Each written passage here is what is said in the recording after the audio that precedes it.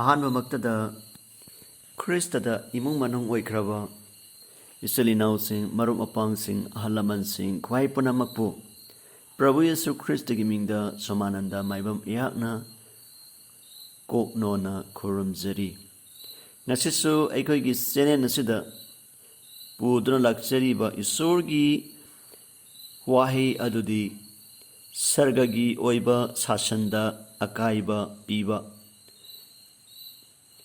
ꯃꯁꯤꯒꯤ ꯃꯇꯥꯡꯗ ꯑꯣꯏꯅ ꯉꯁꯤꯒꯤ ꯏꯁꯣꯔꯒꯤ ꯋꯥꯍꯩꯁꯤ ꯄꯨꯗꯨꯅ ꯂꯥꯛꯆꯔꯤ꯫ ꯐꯦꯁꯕꯨꯛ ꯂꯥꯏꯚ ꯁ꯭ꯇ꯭ꯔꯤꯃꯤꯡ ꯑꯃꯗꯤ ꯌꯨꯇꯨꯕ ꯂꯥꯏꯚ ꯁ꯭ꯇ꯭ꯔꯤꯃꯤꯡꯗ ꯃꯤꯠꯌꯦꯡ ꯇꯥꯕꯤꯔꯤꯕ ꯄꯨꯝꯅꯃꯛꯄꯨ ꯄ꯭ꯔꯚꯨ ꯌꯦꯁꯨ ꯈ꯭ꯔꯤꯁꯇꯒꯤ ꯃꯤꯡꯗ ꯇꯔꯥꯝꯅ ꯑꯣꯛꯆꯔꯤ꯫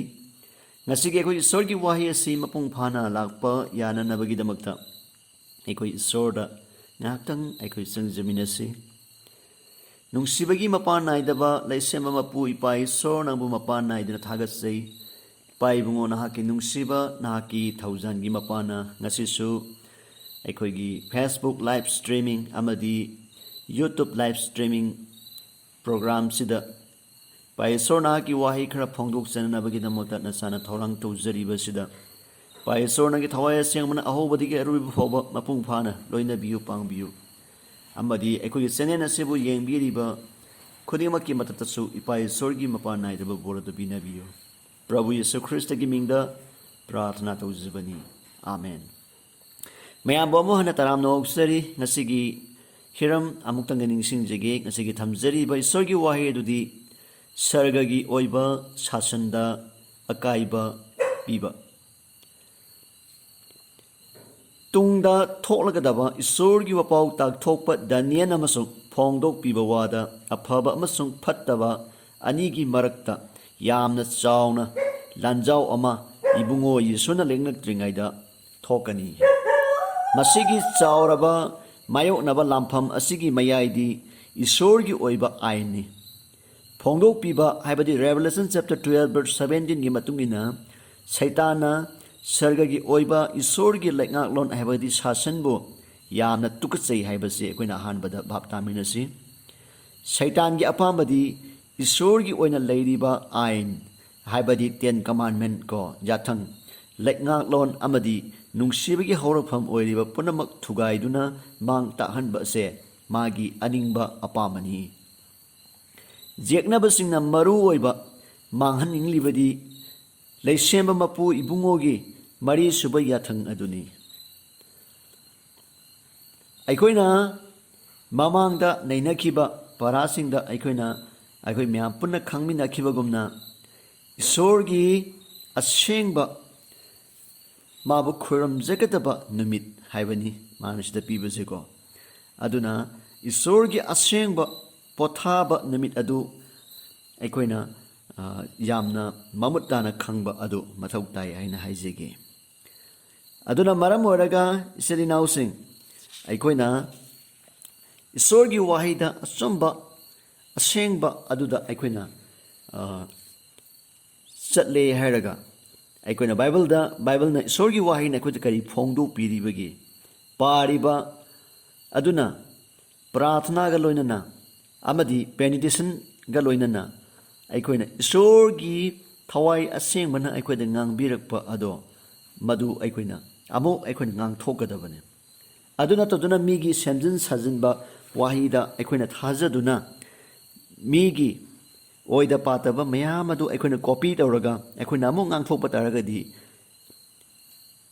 ꯑꯩꯈꯣꯏꯕꯨ ꯇꯝꯕꯤꯔꯤꯕ ꯑꯃꯁꯨꯡ ꯑꯩꯈꯣꯏꯅ ꯇꯝꯕꯤꯒꯗꯧꯔꯤꯕꯁꯤꯡꯗꯁꯨ ꯑꯩꯈꯣꯏ ꯂꯣꯏꯅ ꯀꯩ ꯍꯥꯏꯇꯥꯔꯦ ꯕꯣꯔ ꯑꯝꯇ ꯐꯪꯉꯔꯣꯏ ꯍꯥꯏꯕꯁꯤꯅꯤ꯫ ꯗꯥꯅꯤꯌꯦꯜ ꯍꯥꯏꯕ ꯂꯥꯏꯔꯤꯛꯁꯤꯒꯤ ꯆꯦꯞꯇꯔ 7:2 ꯑꯃꯁꯨꯡ 3ꯗ ꯗꯥꯅꯤꯌꯦꯜꯅ ꯁꯪꯅ ꯎꯈꯤꯕ ꯋꯥꯄꯥꯎꯁꯤꯡ ꯑꯗꯨ ꯑꯩꯈꯣꯏꯅ ꯀꯔꯤꯅꯣ ꯑꯩꯈꯣꯏ ꯌꯦꯡꯃꯤꯟꯅꯁꯤ꯫ ꯃꯔꯨꯑꯣꯏꯅ ꯄ꯭ꯔꯣꯐꯦꯁꯤ ꯋꯥꯔꯗꯇ ꯅꯨꯡꯁꯤꯠ ꯑꯆꯧꯕ ꯏꯄꯥꯛ ꯑꯃꯁꯨꯡ ꯁꯥꯁꯤꯡꯅ ꯀꯔꯤ ꯈꯨꯗꯝꯒꯤ ꯃꯍꯨꯠ ꯁꯤꯟꯕꯒꯦ ꯍꯥꯏꯕꯅꯤ꯫ ꯁꯤꯗꯩꯗ ꯑꯩꯈꯣꯏꯅ ꯋꯤꯟ ꯑꯃꯁꯨꯡ ꯁꯤ ꯑꯗꯨꯒ ꯕꯤꯁ ꯒꯥꯏꯅ ꯍꯥꯏꯔꯤꯕ ꯃꯌꯥꯝꯁꯤ ꯃꯁꯤꯗ ꯕꯥꯏꯕꯜ ꯄ꯭ꯔꯣꯐꯦꯁꯤꯒꯤ ꯃꯇꯨꯡ ꯏꯟꯅ ꯃꯁꯤꯗ ꯃꯈꯣꯏꯒꯤ ꯃꯍꯨꯠ ꯁꯤꯟꯕꯁꯤ ꯀꯔꯤꯅꯣ ꯍꯥꯏꯅꯤ꯫ ꯅꯨꯡꯁꯤꯠꯅ ꯃꯍꯨꯠ ꯁꯤꯟꯕꯒꯤ ꯃꯇꯥꯡꯗ ꯑꯩꯈꯣꯏꯅ ꯖꯦꯔꯦꯃꯤꯌꯥ ꯆꯦꯞꯇꯔ 49 ꯑꯗꯨꯒ ꯚꯔꯁꯅ 36 37 ꯁꯤꯗ ꯅꯨꯡꯁꯤꯠꯅ ꯀꯔꯤ ꯃꯍꯨꯠ ꯁꯤꯟꯕꯒꯤ ꯍꯥꯏꯕꯒꯤ ꯃꯇꯥꯡꯗ ꯁꯟꯗꯣꯛꯅ ꯏꯗꯨꯅ ꯂꯩꯔꯤ ꯑꯆꯧꯕ ꯏꯄꯥꯛ ꯀꯣ ꯑꯁꯤꯅ ꯔꯤꯄ꯭ꯔꯖꯦꯟꯠ ꯇꯧꯔꯤꯁꯤ ꯀꯩꯅꯣ ꯃꯁꯤꯒꯤ ꯃꯇꯥꯡꯗ ꯑꯩꯈꯣꯏꯅ ꯈꯪꯕ ꯌꯥꯕꯗꯤ Revelation chapter 17 verse 15 sida achouba ipak asina represent tawrisi mahut silise karino sida sandona taktun leire beast saini Bible da aikoina Daniel amsun Revelation gi matungna beast saibani sha asina represent tawrisi karino koina Daniel chapter 7 verse 17 amasung verse 24 sida aikoina yamna mayek sengna aikoina ubu phangani Daniel chapter 7 gi verse 3 dagi 7 bhawa asi aikoina paraba kanda Daniel na sa kaya ukibage haina aikoina wang masida aikoina hangba yaba wang aikoina thokani sa sing adugi maming sing bhawa aikoina khangba ngangani sida hariba Daniel 7 chapter 7 gi verse 3 dagi 7 bhawa sida Daniel gi tareta utpi badu da sa mari khak adu achouba ipak tagi tholak lami hai aikoina verse 3 da Hairiba achouba sa mari ase Malayam asida palagadoriba ningthau sauraba mari ni haina verse 17 asida kuna uba phangi aikoina Daniel chapter 2 asi paba matamda kallaba lebak mari tholakani haiba se aikoina masdi khangi aduna while gani haina Daniel gi matamda asi haikibagi matangdo aikoina hariba Bible mafam sing asida kuna uiba makhoi adudi Medo Persia Greek amasung Romans Rome nebugo Daniel gi chapter 7 da hairiba sa mari aduna ulibadi kallaba sakti leiraba makhoi mari asineba achouba useki masa panba nongsa do Babylon gi sen mayekta amadi thaina mamangai da achouba jumgi phaklang da haktuna thamlame aikoina sida Babylon history gi akoina yengba taragadi mase akoina khamangangani sa adugi ningthau aduna lebak adugi ningthauren gi sanaba khudam neba tungda tholakadaba isor gi pau phongdokpa Jeremiah haikiba Babylon di kari haiba nongsa gi pandam ni hai akoni Jeremiah chapter 4 verse 7 se khoi yengbi yaiba apunba samas ama oiriba Media Persia Lydia Babylon amasung Egypt haugalatuna pomnamak ase mak tahan khibani Thonamak Persian sing phaugalatuna Medi sing bomuk namtharami Bible da tasengna ulibadi keno samarsa se saongumna masinda maya ahum thindoklami hai useki masa panba kabo kaina ahum suba samas haibadi karambano Greek pu khanghaleba Alexander na magi matamda lebak pumba joy tauki jinglai manba sa adugi pandamna akiba phangna kal thauraba aikoina Rome hairiba lebak asibu aikoina khangneiba Daniel chapter 7 verse 7 gi aroiba sarukta mari suba sagi pandam oiriba Rome na atoppa sa singdagi khenariba do karino khoi yingsebugo Daniel chapter 7 verse 7 gi aroiba sarukta kari hairi Rome sarkar bu manga suba lebak aduna namthagi makhoi gi manungda mai khaidoknarami nongpok amasung nongsup Europe ki jati singna mamangai digi hauna Rome ge lamda leihore hai Daniel chapter 7 verse 8 ki matungina matau karamna tungda tholakadaba isor gi wa haidokpa Daniel na shakti leiraba Rome gi samasda saruk tara thona khaidokhrabagi matungda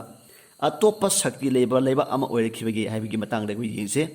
Daniel chapter 7 verse 8 da kari hairibage Daniel gi phongdok pibada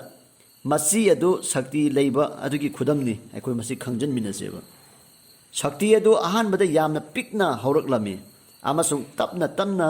chawkhatlatuna prithibida achauba akanba leiba am oirekhi haina hairigo Daniel chapter 7 verse 8 ki matungina piklaba masi adu kadai degi tholakhibagi haibadu khoi mujiminaseba hairiba Daniel chapter 7 verse 8 ki matungina ama oirabasu masi ado atoppa masi singdagi taragi maraktagi phaugalakhi hebani masi Rome sarkar gi tongan khiba aduni maje masi je ko Rome sarkar dagi tongan khiba duni ba masi herje ko Rome sarkar dagi tholaklaga masina prithibida kan thauna pan khibagi wari aikoina ningsingbi yaiba Daniel chapter 7 verse 23-24 se yengma matamda karamba matamda piklaba masi asi phawgalakhibagi haibagi matangdaneba. Rome sarkar na marai chaitharaklaba matamda piklaba masi masa asi phawgalakhimi. Masi mari surakpa oina satabdi manga surakpada phawgalakhibani hai. Karamba matamdano haraga AD 351 digina AD 476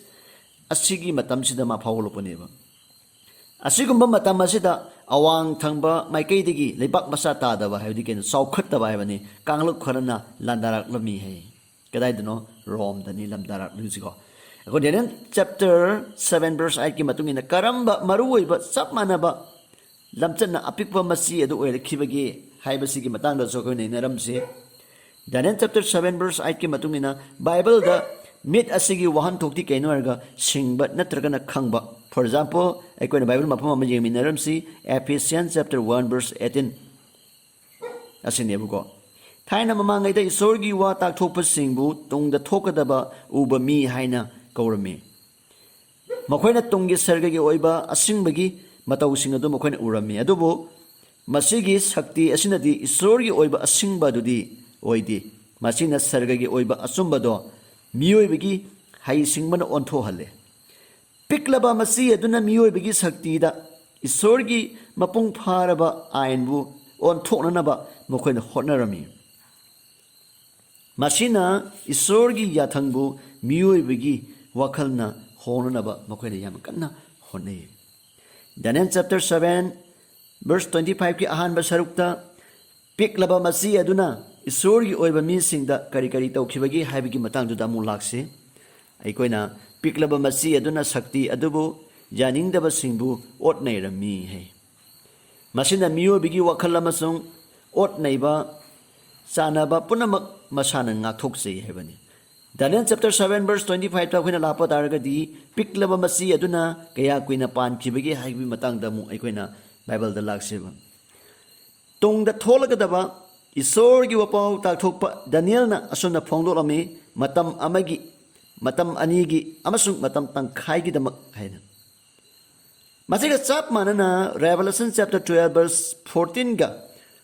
chap manaba wahida asuna phongdolami madudi keinarga matam amagi matam anigi amasung matam tangkhaigi damak ta haina. Revelation chapter 12 verse 14 na phajana matam adu numit lising amaga chani humpu 1260 ni manas da pibusiko. Bible da isorgi wapau tak thokpasingna numit amaga sahi amaga manale. Isorgi wapau tak thokpasingi numit amaga sahi amaga manarabadi numit 1260 ga sahi 1260 ga manai haibasiniba.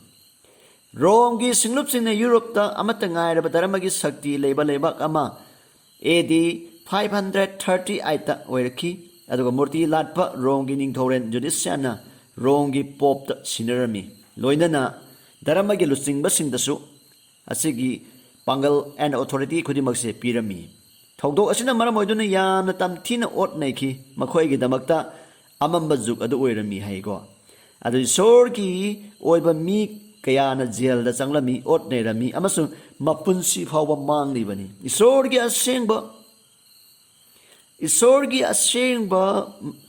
isorgi yathang ngakpa ten commandment ngakpa sumna seng isor bu khoiram jaba mi sing matamduda awa ana tarami jena thamame orpi neibirame amasung makogi mathwai phawa manghalami he masin maram oiduna AD 538 tegina AD 1798 phawba apunba singlupki maong matau singadu Europe phawna khangnarakhi haibaniba. Daniel chapter 8 verse 12 ki matungin isorgi asumba tawbada miyoibagi hopam oiriba sakti amadi hai singmana kari kari tawgani. Acts Sigi chapter 20 verse 30-31 jida mamangai matamgi anganba Christian singna makoigi dharma thadokpagi maramda Yesugi sabo Paul na makoida kari kari haikibagi haibgi matangdasu aikoi amuk lakminaramsi. Paul na phongdokpadi seranaba wa ngangba nipa sing tholakani haibani. Aikoida Daniel chapter 7 verse 24 da apikpa masi aduna atopa masi tara adudagi ꯈꯦꯟꯅꯕ ꯑꯗꯨꯅꯤ ꯁꯤꯗ ꯇꯥꯛꯂꯤꯕꯁꯦꯀꯣ ꯍꯥꯏꯕꯗꯤ ꯀꯩꯅꯣ ꯁꯦꯔꯥꯟꯅꯕ ꯋꯥ ꯉꯥꯡꯕ ꯅꯤꯄꯥꯁꯤꯡ ꯊꯣꯛꯂꯛꯀꯅꯤ ꯍꯥꯏꯕꯅꯤ ꯃꯁꯤ ꯗꯥꯅꯤꯌꯦꯜꯗ ꯍꯥꯟꯅ ꯐꯣꯡꯗꯣꯛꯇꯨꯅ ꯂꯩꯔꯝꯃꯕꯅꯤ ꯗꯥꯅꯤꯌꯦꯜ ꯆꯦꯞꯇꯔ 7 ꯚꯔꯁ 24ꯗ ꯑꯄꯤꯛꯄ ꯃꯆꯤ ꯑꯗꯨꯅ ꯑꯇꯣꯞꯄ ꯃꯆꯤ 10 ꯑꯗꯨꯗꯒꯤ ꯈꯦꯠꯅꯕ ꯑꯗꯨꯅꯤ ꯔꯣꯝꯒꯤ ꯂꯩꯄꯥꯛ 10 ꯑꯗꯣ ꯔꯥꯖꯅꯤꯇꯤꯒꯤ ꯑꯣꯏꯕꯁꯤꯡꯅꯤ ꯑꯗꯨꯒ ꯑꯄꯤꯛꯄ ꯃꯆꯤ ꯑꯗꯨꯅ ꯙꯔꯃꯒꯤ ꯑꯣꯏꯕ ꯁꯛꯇꯤꯁꯤꯡ ꯑꯗꯨꯅꯦꯕ ꯔꯣꯝ ꯍꯥꯏꯔꯤꯕ ꯂꯩꯕꯥꯛꯁꯤꯗ ꯔꯤꯂꯤꯖꯟ ꯑꯦꯟड ꯄꯣꯂꯤꯇꯤꯛꯁ ꯑꯅꯤꯁꯦ ꯄꯨꯟꯁꯤꯟꯕꯅꯦꯕ ꯃꯣꯏ ꯑꯩꯈꯣꯏꯅ ꯇꯧꯔꯤꯁꯤꯀꯣ ꯗꯥꯅꯤꯌꯦꯜ ꯆꯦꯞꯇꯔ 7 ꯚꯔꯁ 25ꯒꯤ ꯃꯇꯨꯡ ꯏꯟꯅ ꯑꯄꯤꯛꯄ ꯀꯣ ꯃꯆꯤ ꯑꯁꯤꯅ ꯏꯁꯣꯔꯒꯤ ꯑꯣꯏꯕ ꯑꯥꯏꯟꯗ ꯀꯔꯤ ꯀꯔꯤ ꯍꯣꯠꯅꯈꯤꯕꯒꯦ ꯁꯤꯒꯤ ꯃꯇꯥꯡꯗ ꯑꯩꯈꯣꯏꯅ ꯂꯥꯛꯄ ꯌꯥꯔꯦ ꯑꯩꯈꯣꯏ ꯏꯁꯥ ꯏꯁꯥꯗ ꯍꯪꯖꯁꯤ ꯖꯥꯠ 10ꯒꯤ ꯃꯅꯨꯡꯗꯒꯤ ꯖꯥꯠ 3ꯅ ꯃꯥꯡ ꯇꯥꯛꯈ꯭ꯔꯕꯗ ꯃꯆꯣꯏ ꯇꯥꯈ꯭ꯔꯕꯗ ꯔꯣꯝꯒꯤ ꯃꯨꯔꯇꯤ ꯂꯥꯠꯄꯁꯤꯡꯅ ꯀꯔꯤ ꯀꯔꯝꯕ ꯁꯛꯇꯤ ꯄꯨꯊꯣꯔꯛꯈꯤꯕꯒꯦ ꯍꯥꯏꯕꯒꯤ ꯃꯇꯥꯡꯗ ꯗꯥꯅꯤꯌꯦꯜ ꯍꯥꯏꯔꯤꯕ ꯂꯥꯏꯔꯤꯛ ꯑꯁꯤꯒꯤ ꯆꯦꯞꯇꯔ 7 ꯚꯔꯁ 8ꯒꯤ ꯃꯇꯨꯡ ꯏꯟꯅ ꯔꯣꯝ ꯁꯃꯥꯖꯅꯀꯣ ꯃꯆꯦꯠ ꯈꯥꯏꯗꯣꯛꯈ꯭ꯔꯕꯒꯤ ꯃꯇꯨꯡꯗ ꯔꯥꯖꯅꯤꯇꯤꯒꯤ ꯁꯛꯇꯤ ꯅꯠꯇꯕ ꯙꯔꯃ ꯅꯤꯇꯤꯒꯤ AD 351 ꯑꯁꯤꯗꯒꯤꯅ 476 ꯐꯥꯎꯕ ꯀꯔꯝꯕ ꯁꯛꯇꯤ ꯍꯧꯔꯛꯈꯤꯕꯒꯦ ꯍꯥꯏꯕꯒꯤ ꯃꯇꯥꯡꯗ ꯗꯥꯅꯤꯌꯦꯜ ꯆꯦꯞꯇꯔ 7 ꯚꯔꯁ 8 ꯑꯁꯤ ꯑꯩꯈꯣꯏ ꯌꯦꯡꯕ ꯌꯥꯏꯀꯣ ꯀꯔꯝꯕ ꯔꯥꯖꯅꯤꯇꯤꯒꯤ ꯁꯛꯇꯤ ꯊꯣꯛꯂꯛꯇꯨꯅ ꯔꯣꯝꯒꯤ ꯑꯉꯟꯕ ꯁꯇꯥꯞꯇꯤꯗ ꯂꯨꯆꯤꯡꯕꯒꯤ ꯃꯀꯣꯛ ꯊꯣꯛꯂꯛꯈꯤꯕꯒꯦ ꯍꯥꯏꯅ ꯋꯥꯍꯪꯁꯦ ꯍꯪꯕ ꯇꯥꯔꯒꯗꯤ ꯋꯥꯍꯪ ꯑꯁꯤꯒꯤ ꯄꯥꯎꯈꯨꯝꯗ ꯗꯥꯅꯤꯌꯦꯜ ꯆꯦꯞꯇꯔ 7 ꯚꯔꯁ 8 ꯑꯃꯁꯨꯡ 24 ꯁꯤꯗ ꯑꯩꯈꯣꯏꯅ ꯄꯥꯔꯝꯕ ꯌꯥꯏ ꯀꯔꯝꯅ ꯅꯥꯄꯜ ꯇꯧꯕ ꯊꯥꯖꯒꯟꯗꯕꯁꯤꯡꯅ ꯁꯛꯇꯤ ꯄꯥꯏꯅꯅꯕ ꯗꯥꯕꯤ ꯇꯧꯈꯤꯕ ꯗꯥꯅꯤꯌꯦꯜ ꯆꯦꯞꯇꯔ 7 ꯚꯔꯁ 25 ꯑꯩꯈꯣꯏꯅ ꯋꯥꯍꯪ ꯑꯁꯤꯅꯤ ꯑꯩꯈꯣꯏꯅ ꯍꯪꯉꯤꯕꯁꯦ ꯏꯁꯣꯔꯒꯤ ꯑꯣꯏꯕ ꯃꯤ ꯍꯥꯏꯕꯒꯤ ꯑꯔꯊꯗꯤ ꯏꯁꯣꯔꯒꯤ ꯑꯣꯏꯕ ꯃꯤꯕꯨ ꯀꯔꯝꯅ ꯑꯣꯠ ꯅꯩꯈꯤꯕꯒꯦ ꯑꯃꯁꯨꯡ ꯆꯍꯤ 1260 ꯄꯥꯟꯈꯤꯕ ꯑꯗꯨꯒ ꯏꯁꯣꯔꯒꯤ ꯑꯣꯏꯕ ꯑꯥꯏꯟꯕꯨ ꯀꯔꯝꯅ ꯍꯣꯡꯅꯅꯕ ꯍꯣꯠꯅꯈꯤꯕꯒꯦ ꯍꯥꯏꯕꯒꯤ ꯃꯇꯥꯡꯗ ꯗꯥꯅꯤꯌꯦꯜ ꯆꯦꯞꯇꯔ 7 ꯚꯔꯁ 25 ꯑꯁꯤꯗ ꯌꯥꯝꯅ ꯃꯌꯦꯛ ꯁꯦꯡꯅ ꯏꯔꯒ ꯂꯩꯕ ꯗꯥꯅꯤꯌꯦꯜꯅ ꯀꯔꯝꯅ ꯎꯈ꯭ꯔꯤꯕ ꯍꯥꯏꯕꯗꯨ ꯑꯩꯈꯣꯏꯅ ꯍꯧꯖꯤꯛ ꯈꯪꯖꯤꯟꯕꯗ ꯌꯥꯝ ꯗꯔꯀꯥꯔ ꯑꯣꯏ ꯀꯩꯅꯣ ꯏꯇꯤꯍꯥꯁꯀꯤ ꯑꯣꯏꯕ ꯑꯃꯈꯛꯇ ꯉꯥꯏꯔꯕ ꯑꯗꯨꯒ ꯔꯣꯝꯒꯤ ꯄꯥꯗ꯭ꯔꯤꯁꯤꯡꯅ ꯇꯁꯦꯡꯅ ꯊꯕꯛ ꯄꯥꯏꯈꯠꯂꯝꯃꯤ ꯑꯩꯈꯣꯏ ꯍꯧꯖꯤꯛ ꯅꯤꯡꯁꯤꯡꯁꯤ ꯏꯇꯤꯍꯥꯁꯅ ꯈꯪꯍꯜꯂꯦ ꯃꯗꯨꯗꯤ ꯔꯣꯝꯒꯤ ꯁꯛꯇꯤ ꯇꯞꯅ ꯐꯥꯎꯒꯠꯂꯛꯇꯨꯅ ꯃꯁꯥꯒꯤꯗ ꯑꯗꯨꯃꯛ ꯂꯦꯞꯆꯈꯤ ꯃꯁꯤ ꯃꯤꯑꯣꯏꯕꯒꯤ ꯍꯧꯅꯁꯥꯅꯤ ꯑꯀꯟꯕꯅ ꯑꯁꯣꯟꯕꯒꯤ ꯃꯥꯌꯣꯛꯇ ꯂꯦꯞꯄ ꯍꯥꯏꯕꯁꯤ ꯃꯤꯑꯣꯏꯕꯒꯤ ꯍꯧꯅꯁꯥꯅꯦꯕ ꯍꯥꯏꯔꯤꯕ ꯀꯌꯥ ꯆꯥꯎꯈꯠꯇꯕ ꯃꯤꯑꯣꯏ ꯀꯥꯡꯂꯨꯞ 3ꯅ ꯃꯥꯡ ꯇꯥꯛꯈ꯭ꯔꯕ ꯃꯇꯨꯡꯗ ꯃꯈꯣꯏꯅ ꯂꯩꯕꯥꯛ ꯀꯥꯡꯂꯣꯟꯒꯤ ꯊꯕꯛ ꯑꯗꯣ ꯑꯃꯨꯛ ꯄꯥꯏꯈꯠꯂꯝꯃꯤ ꯑꯩꯈꯣꯏꯅ ꯍꯦꯔꯣꯂꯤ AD 493 ꯑꯗꯨꯒ ꯕꯥꯟꯗꯂꯁꯅ AD 538 ꯑꯃꯁꯨꯡ ꯑꯣꯀ꯭ꯔꯒꯣꯊꯁꯅ AD 538 ꯑꯗꯨꯒ ꯖꯤꯕꯟ ꯍꯥꯏꯔꯤꯕ ꯑꯁꯤ ꯑꯩꯈꯣꯏꯅ ꯌꯦꯡꯕ ꯌꯥꯏꯑꯕ ꯑꯩꯈꯣꯏꯅ ꯏꯇꯤꯍꯥꯁꯇ ꯔꯣꯝ ꯁꯃꯥꯖꯅ ꯃꯔꯥꯏ ꯆꯥꯏꯊꯈꯤꯕꯒꯤ ꯂꯥꯏꯔꯤꯛ ꯑꯩꯈꯣꯏꯅ ꯚꯣꯂꯨꯝ 3 ꯄꯦꯖ ꯅꯝꯕꯔ 38 ꯀꯣ ꯁꯤꯗ ꯚꯣꯂꯨꯝ 4 ꯄꯦꯖ ꯅꯝꯕर 3940 ꯑꯁꯤ ꯍꯧꯈꯤꯕ ꯃꯃꯥꯡꯒꯤꯒ ꯌꯥꯝꯅ ꯈꯦꯠꯅꯩ ꯃꯁꯤꯅ ꯃꯤꯑꯣꯏꯕꯒꯤ ꯊꯋꯥꯏ ꯑꯃꯁꯨꯡ ꯍꯛꯆꯥꯡ ꯑꯅꯤꯃꯛꯇ ꯁꯥꯁꯟ ꯇꯧꯅꯅꯕ ꯗꯥꯕꯤ ꯇꯧꯏ ꯏꯇꯤꯍꯥꯁ ꯍꯩꯕꯁꯤꯡꯅ ꯃꯇꯝ ꯂꯦꯞꯄꯒꯤ ꯃꯇꯨꯡ ꯏꯟꯅ ꯆꯥꯎꯔꯥꯛꯅ ꯃꯤꯑꯣꯏ ꯃꯤꯂꯤꯌꯟ 50 ꯍꯦꯟꯕꯅ ꯏꯁꯣꯔꯒꯤ ꯋꯥꯍꯩꯗ ꯊꯥꯖꯕꯒꯤ ꯃꯔꯤꯗ ꯁꯤꯈꯤ ꯍꯥꯏꯕꯅꯤ ꯃꯤꯑꯣꯏ ꯃꯤꯂꯤꯌꯟ 50ꯅꯤ ꯏꯁꯣꯔꯒꯤ ꯑꯁꯦꯡꯕ ꯄꯣꯊꯥꯕ ꯉꯥꯛꯄ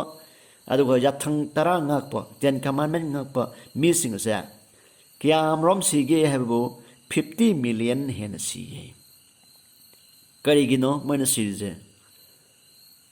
ꯃꯈꯣꯏꯅ ꯁꯤꯔꯤꯕꯁꯤ ꯑꯆꯨꯝꯕ ꯑꯗꯨ ꯇꯧꯕꯒꯤꯗꯃꯛꯇꯅꯤ ꯑꯗꯨꯒ ꯄꯥꯗ꯭ꯔꯤꯒꯤ ꯃꯀꯣꯛ ꯑꯣꯏꯕꯁꯤꯡꯅ ꯈ꯭ꯋꯥꯏꯗꯒꯤ ꯑꯋꯥꯡꯕ ꯊꯥꯛꯇ ꯆꯍꯤ 1260ꯗꯣ ꯃꯈꯣꯏꯅ ꯌꯥꯝ ꯁꯥꯡꯅ ꯄꯥꯜꯂꯝꯃꯦꯕ ꯔꯣꯝ ꯁꯔꯀꯥꯔꯅꯀꯣ AD 533ꯗ ꯔꯣꯝꯒꯤ ꯅꯤꯡꯊꯧꯔꯦꯜ ꯖꯨꯗꯤꯁꯟꯅ ꯂꯥꯎꯊꯣꯛꯂꯝꯃꯤ ꯃꯗꯨꯗꯤ ꯔꯣꯝꯒꯤ ꯕꯤꯁꯣꯞꯅ ꯁꯤꯡꯂꯨꯞ ꯑꯄꯨꯝꯕꯒꯤ ꯃꯀꯣꯛ ꯑꯣꯏꯒꯗꯕꯅꯤ ꯍꯥꯏꯅ ꯑꯗꯨꯒ AD 538 ꯔꯣꯝꯒꯤ ꯁꯦꯅꯥꯄꯇꯤ ꯕꯦꯜꯁꯔꯤꯌꯨꯁꯅ ꯑꯣꯁꯇ꯭ꯔꯒꯣꯊꯁꯄꯨ ꯔꯣꯝꯗꯒꯤ ꯇꯥꯟꯊꯣꯛꯂꯝꯃꯤ ꯄꯥꯗ꯭ꯔꯤꯒꯤ ꯃꯀꯣꯛ ꯑꯣꯏꯕꯁꯤꯡꯅ ꯙꯔꯃꯒꯤ ꯑꯃꯁꯨꯡ ꯔꯥꯖꯅꯤꯇꯤꯒꯤ ꯑꯣꯏꯕ ꯁꯛꯇꯤ ꯁꯤꯖꯤꯟꯅꯗꯨꯅ ꯌꯨꯔꯣꯞꯇ AD 538ꯗꯒꯤ AD 1798 ꯑꯗꯨ ꯐꯥꯎꯕ ꯃꯣꯏꯅ ꯂꯨꯆꯤꯡꯕ ꯑꯣꯏꯔꯝꯃꯤ ꯐ꯭रांसꯀꯤ ꯁꯦꯅꯥꯄꯇꯤ ꯕꯦꯔꯁꯤꯌꯁ ꯍꯥꯏꯕꯗꯤ ꯅꯦꯄꯣꯂꯤꯌꯟꯒꯤ ꯁꯤꯐꯥꯏ ꯃꯀꯣꯛ ꯑꯗꯨꯅ ꯄꯣꯞꯄꯨ 1798ꯗ ꯃꯥꯕꯨ ꯐꯥꯔꯒ ꯐ꯭रांसꯀꯤ ꯖꯦꯜꯗ ꯊꯝꯃꯦ ꯍꯥꯏ ꯃꯇꯝ ꯑꯗꯨꯗꯒꯤ ꯃꯤꯑꯣꯏꯁꯤꯡ ꯈꯔꯅ ꯈꯟꯕꯗꯤ ꯀꯩꯅꯣ ꯍꯥꯏꯔꯒ ꯄꯥꯗ꯭ꯔꯤꯒꯤ ꯃꯀꯣꯛ ꯑꯣꯏꯕꯁꯤꯡꯒꯤ ꯂꯨꯆꯤꯡꯕꯁꯤꯡ ꯑꯁꯤꯒꯤ ꯑꯔꯣꯏꯕ ꯃꯇꯝ ꯑꯗꯨ ꯂꯥꯛꯈ꯭ꯔꯦ ꯍꯥꯏꯕꯅꯦꯕ ꯐꯣꯡꯗꯣꯛꯄꯤꯕ ꯋꯥꯒꯤ ꯏꯁꯣꯔꯒꯤ ꯑꯐꯕ ꯄꯥꯎ ꯐꯣꯡꯗꯣꯛꯄ ꯑꯣꯏꯔꯕꯁꯨ ꯃꯈꯣꯏꯅ ꯅꯤꯡꯕꯗꯤ ꯁꯤꯕ ꯌꯥꯅ ꯌꯩꯈꯤꯕ ꯑꯗꯨ ꯐꯔꯅꯤ ꯐꯣꯡꯗꯣꯛꯄꯤꯕ ꯍꯥꯏꯕꯗꯤ ꯔꯦꯚꯦꯂꯦꯁꯟ ꯆꯦꯞꯇꯔ 13 verse 3 ꯗ ꯗꯥꯅꯤꯌꯦꯜꯒꯤ ꯐꯣꯡꯗꯣꯛꯄꯤꯕꯗꯅ ꯄꯤꯛꯂꯕ ꯃꯆꯤ ꯑꯗꯨꯅ ꯄꯣꯞꯅ ꯂꯝꯐꯥ ꯑꯣꯏꯅ 1798ꯇ ꯂꯩꯈꯤꯕꯗꯨ ꯃꯄꯨꯡ ꯐꯥꯅ ꯎꯍꯟꯕꯤꯕꯅꯤ ꯑꯗꯨꯅ ꯑꯩꯒꯤ ꯅꯨꯡꯁꯤꯖꯔꯕ ꯈ꯭ꯔꯤꯁꯇꯗ ꯏꯃꯨꯡ ꯃꯅꯨꯡ ꯑꯣꯏꯈ꯭ꯔꯕ ꯄꯨꯝꯅꯃꯛꯇ ꯍꯥꯏꯔꯤꯕ ꯈꯨꯗꯤꯡꯃꯛꯁꯤꯡ ꯑꯁꯤ ꯑꯩꯈꯣꯏ ꯌꯥꯝꯅ ꯆꯦꯛꯁꯤꯟꯅ ꯑꯩꯈꯣꯏ ꯗꯥꯅꯤꯌꯦꯜ ꯑꯃꯁꯨꯡ ꯔꯦꯚꯦꯂꯦꯁꯟꯗ ꯄꯤꯔꯤꯕ ꯃꯁꯤꯒꯤ ꯃꯥꯒꯤ ꯈꯨꯗꯝꯁꯤꯡ ꯑꯩꯈꯣꯏꯅ ꯁꯝꯅ ꯍꯥꯏꯔꯕꯗ ꯅꯨꯡꯁꯤꯠ ꯑꯆꯧꯕ ꯏꯄꯥꯛ ꯑꯗꯨꯒ ꯃꯁꯤꯗ ꯄꯤꯔꯤꯕ ꯁꯥꯁꯤꯡꯒꯤ ꯃꯇꯥꯡꯗ ꯄꯤꯔꯤꯕꯁꯤ ꯔꯤꯄ꯭ꯔꯖꯦꯟ ꯇꯧꯔꯤꯕꯁꯦ ꯀꯔꯤꯅꯣ ꯍꯥꯏꯕꯁꯦ ꯑꯩꯈꯣꯏꯅ ꯈꯪꯖꯤꯟꯕꯗ ꯌꯥꯝꯅ ꯃꯔꯨ ꯑꯣꯏ ꯍꯥꯏꯕꯗꯨ ꯑꯩꯅ ꯃꯤꯌꯥꯝꯗ ꯊꯝꯖꯅꯤꯡꯕꯅꯤ ꯑꯗꯨꯅ ꯁꯤꯒꯤ ꯋꯥꯍꯩ ꯑꯁꯤ ꯑꯗꯨꯛꯀꯤ ꯃꯇꯤꯛ ꯌꯥꯝꯅ ꯁꯥꯡꯈ꯭ꯔꯦ ꯌꯥꯝꯅ ꯁꯥꯡꯈꯤꯕ ꯃꯔꯝꯅ ꯃꯁꯤ ꯂꯣꯏꯅ ꯍꯥꯏꯗꯣꯛꯄꯒꯤ ꯀꯩꯗꯨꯁꯨ ꯃꯇꯝꯗꯣ ꯐꯪꯗꯕ ꯃꯔꯝꯅ ꯇꯦꯟꯁꯤꯟꯖꯒꯦ ꯑꯩꯈꯣꯏꯅ ꯏꯁꯣꯔꯒꯤ ꯋꯥꯍꯩꯗ ꯑꯩꯈꯣꯏꯅ ꯋꯥꯔꯦꯞ ꯑꯩꯈꯣꯏꯅ ꯂꯧꯃꯤꯟꯅꯁꯤ ꯉꯁꯤꯒꯤ ꯑꯩꯈꯣꯏꯒꯤ ꯋꯥꯔꯦꯞ ꯂꯧꯃꯤꯟꯅꯒꯗꯕ ꯑꯗꯨ ꯀꯔꯤꯅꯣ ꯍꯥꯏꯔꯒ ꯅꯨꯡꯁꯤꯖꯔꯕ ꯏꯄꯥ ꯏꯕꯨꯡꯉꯣꯕꯨ ꯅꯤꯡꯖꯔꯤ ꯍꯥꯏꯕ ꯏꯟꯕ ꯅꯅꯥꯏ ꯑꯣꯏꯖꯒꯦ ꯑꯃꯁꯨꯡ ꯏꯕꯨꯡꯉꯣꯕꯨ ꯊꯋꯥꯏ ꯍꯛꯆꯥꯡ ꯑꯅꯤꯃꯛ ꯅꯣꯂꯨꯛꯆꯕꯒ ꯂꯣꯏꯅꯅ ꯅꯨꯡꯁꯤꯕ ꯉꯝꯍꯟꯕꯤꯌꯨ ꯃꯤꯑꯣꯏꯕꯅ ꯁꯦꯝꯕ ꯌꯥꯊꯪꯁꯤꯡ ꯅꯠꯇꯕ ꯏꯁꯣꯔ ꯏꯕꯨꯡꯉꯣꯃꯛꯅ ꯁꯦꯝꯕ ꯌꯥꯊꯪꯁꯤꯡ ꯉꯥꯛꯄ ꯉꯝꯍꯟꯕꯤꯌꯨ ꯑꯩꯒꯤ ꯄꯨꯟꯁꯤꯅ ꯍꯤꯡꯂꯤꯕ ꯃꯈꯩ ꯃꯄꯨ ꯏꯕꯨꯡꯉꯣ ꯃꯥꯕꯨ ꯀꯥꯎꯗꯕ ꯉꯝꯍꯟꯕꯤꯌꯨ ꯄ꯭ꯔꯚꯨ ꯌꯤꯁꯨ ꯈ꯭ꯔꯤꯁꯇꯒꯤ ꯃꯤꯡꯗ ꯄ꯭ꯔꯥꯊꯅꯥ ꯇꯧꯖꯕꯅꯤ ꯑꯥꯃꯦꯟ ꯃꯌꯥꯝꯕꯨ ꯑꯃꯨꯛ ꯍꯟꯅ ꯁꯣꯃꯥꯅꯟꯗ ꯃꯥꯏꯕꯝꯅ ꯄ꯭ꯔꯚꯨ ꯌꯤꯁꯨ ꯈ꯭ꯔꯤꯁꯇꯒꯤ ꯃꯤꯡꯗ ꯈꯨꯔꯨꯝꯖꯔꯤ ꯑꯀꯨꯞꯄ ꯃꯔꯣꯟꯁꯤꯡ ꯑꯃꯗꯤ ꯍꯦꯟꯅ ꯕꯥꯏꯕꯜ ꯁꯥꯁꯇ꯭ꯔꯒꯤ ꯃꯔꯝꯗ ꯈꯪꯕꯤꯅꯤꯡꯕ ꯂꯩꯔꯒꯗꯤ ꯑꯩꯈꯣꯏꯒꯤ ꯑꯦꯗ꯭ꯔꯦꯁ ꯑꯁꯤꯗ ꯆꯤꯊꯤ ꯏꯕꯤꯔꯛꯎ ꯑꯩꯈꯣꯏꯒꯤ ꯂꯩꯐꯝ ꯑꯩꯈꯣꯏꯒꯤ ꯋꯥꯆꯦꯞ ꯅꯝꯕꯔ 7005437615 ꯃꯁꯤꯗ SMS ꯊꯥꯕꯤꯔꯛꯎ ꯑꯗꯣꯝꯒꯤ ꯂꯩꯐꯝ ꯑꯗꯣꯝꯒꯤ ꯃꯤꯡ ꯑꯃꯗꯤ ꯑꯗꯣꯝꯒꯤ ꯋꯥꯍꯪ ꯑꯩꯈꯣꯏꯅ ꯇꯔꯥꯝꯅ ꯑꯣꯛꯆꯒꯅꯤ ꯑꯃꯁꯨꯡ ꯑꯩꯈꯣꯏꯅ ꯑꯗꯣꯝꯗ ꯄꯤꯕ ꯌꯥꯕ ꯕꯥꯏꯕꯜꯒꯤ ꯄꯥꯕ ꯌꯥꯕ ꯂꯥꯏꯔꯤꯛ ꯃꯆꯥꯁꯤꯡ ꯑꯩꯈꯣꯏ ꯄꯤꯅꯅꯕ ꯁꯦꯝ ꯁꯥꯖꯔꯤ ꯄꯨꯝꯅꯃꯛꯄꯨ ꯑꯃꯨꯛ ꯍꯟꯅ ꯈꯨꯔꯨꯝꯖꯕꯒ ꯂꯣꯏꯅꯅ ꯏꯁꯣꯔꯒꯤ ꯃꯤꯡꯗ ꯁꯂꯥꯝ ꯄꯤꯖꯔꯤ ꯏꯁꯣꯔꯅ ꯕꯣꯔ ꯄꯤꯅꯕꯤꯕ ꯑꯣꯏꯁꯅꯨ ꯑꯥꯃꯦꯟ